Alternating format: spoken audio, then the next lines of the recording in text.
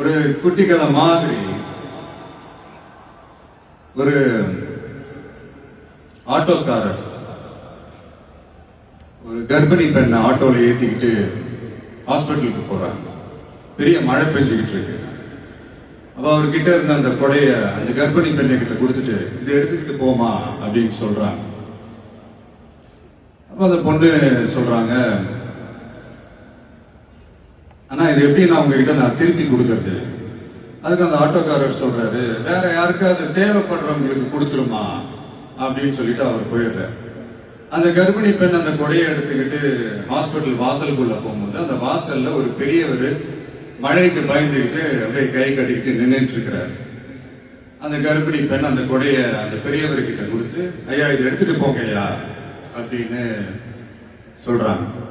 அதுக்கு அந்த பெரியவர் இதே மாதிரி கேட்கிறாரு, அம்மா நீங்க யாருன்னு எனக்கு தெரியாது, எப்படிமா இந்த கொடையை நான் திருப்பி உங்ககிட்ட கொடுக்கறது? அதுக்கு அந்த பொண்ணு சிரிச்சுக்கிட்டே சொல்றாங்க, வேற யாருக்காவது தேவைப்படுறவங்களுக்கு கொடுத்துருங்க ஐயா அப்படின்னு சொல்லிட்டு போயிடுறாங்க. உடனே அந்த பெரியவர் கொடையை எடுத்துக்கிட்டு பஸ் ஸ்டாப்புக்கு வராரு. பஸ் வருது, ஏறி போகும்போது அங்க பாக்குறாங்க ஒரு பூக்கார அம்மா பூவை வச்சுக்கிட்டு ஒரு அட்டையை இப்படி மழைக்காக பிடிச்சிக்கிட்டு உட்கார்ந்துட்டு இருக்கிறாங்க. பெரியவர் போய் அந்த கொடையை அந்த பூக்கார அம்மா கிட்ட கொடுத்துட்டு அவர் பஸ் ஏறி போயிடுறாரு. பூக்காரம்மா அந்த கொடையை எடுத்துக்கிட்டு வீட்டுக்கிட்ட வரும்போது அங்க ஒரு ஸ்கூல் படிக்கிற பொண்ணு பேக் எல்லாம் மாட்டிக்கிட்டு மழையில ஓடி வர்றாங்க. அவங்க போய் அந்த ஸ்கூல் பொண்ணு கிட்ட கொடையை கொடுத்துட்டு, மழையில நனையாதம்மா இதை எடுத்துக்கிட்டு போங்க அப்படின்னு சொல்றாங்க. அந்த பொண்ணு தேங்க்ஸ் அப்படின்னு சொல்லிட்டு வீட்டுக்கிட்ட வரும்போது அந்த பொண்ணோட அப்பா பதட்டத்தோட வாசல்ல நின்றுட்டு இருக்கிறாரு. பொண்ணு மழையில நனைஞ்சுக்கிட்டு வரணுமே அப்படின்ட்டு. அந்த அப்பா வேற யாரும் இல்ல, அந்த ஆட்டோக்காரர்.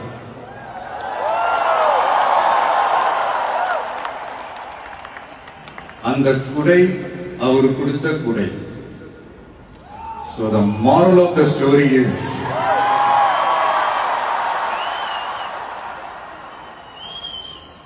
முடிஞ்ச வரைக்கும் எல்லாருக்கும் சின்ன சின்னதா ஒரு நல்லது, சின்ன சின்னதா ஒரு ஹெல்ப் அது செஞ்சு இருந்து பாருங்க. லைஃப் ஒரு மாதிரி ஜாலியா இன்ட்ரெஸ்டிங்கா இருக்கும்.